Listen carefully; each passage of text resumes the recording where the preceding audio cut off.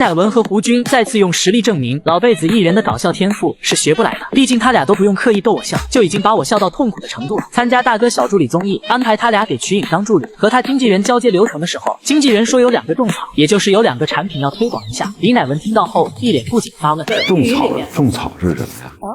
经纪人还没来得及解释呢，胡军已经开始抢答了。结果没想到，种草嘛，有没让你种树？经纪人赶紧解释说是商务，胡军似懂非懂，不理解但尊重。随后开口的一句话，不仅让李乃文没忍住笑了出来，就连经纪人都没能绷住。就是种几棵草呢？种2棵。成功和瞿颖会合以后，3人一起前往手工店为录制下一个综艺准备伴手礼。李乃文听到伴手礼是拼豆以后，一脸自信的表示自己知道，瞿颖就让他帮忙出主意。乃文哥连忙问他送给什么样的人？有一个男的，一个女的和一条狗。那就拼他们家狗。狗不需要拼，因为狗我自己会编狗窝。李乃文又问瞿颖这2人结没结婚？瞿颖赶紧解释说人家不是2口子，属于在节目中做主持人。乃文哥结合他之前说的话，立马猜出了什么节目。毛血旺啊！对，嗨。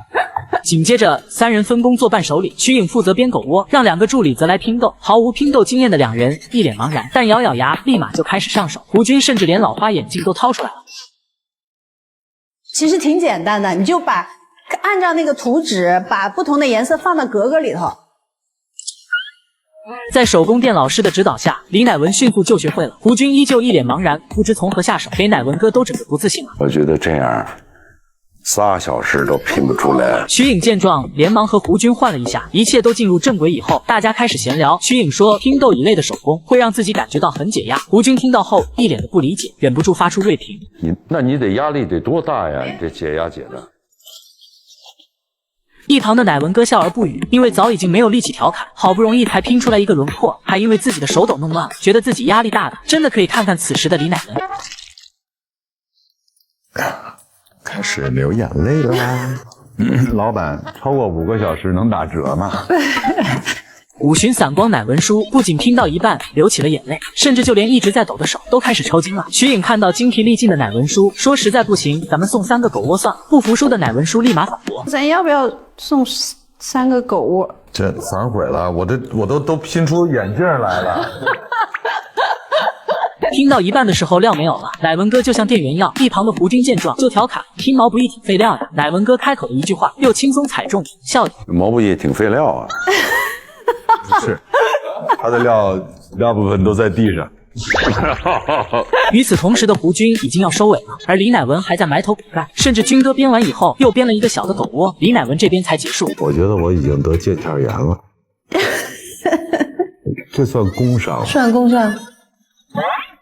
第2天的行程更是笑料十足，因为拍摄用到的道具吸管忘带，所以只能在中途买杯饮品。于是乃文哥在走的时候，一口气拿了人家7个吸管，到车上又忍不住担心起来：拿了人7个吸管，人不会网暴我吧？不会，不会。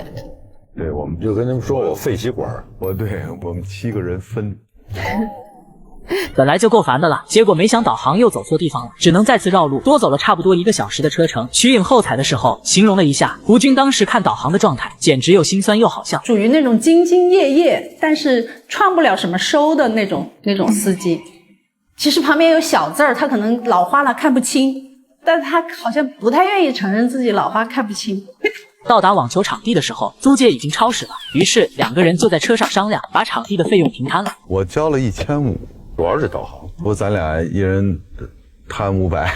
瞿颖连忙说不用，但架不住2位大哥自己决定。最后3人辛辛苦苦上了1天班，各赔了500，这或许就是老辈子艺人的含金量吧。贡献快乐的同时还能把问题解决了，难怪都把他俩当快乐源泉呢。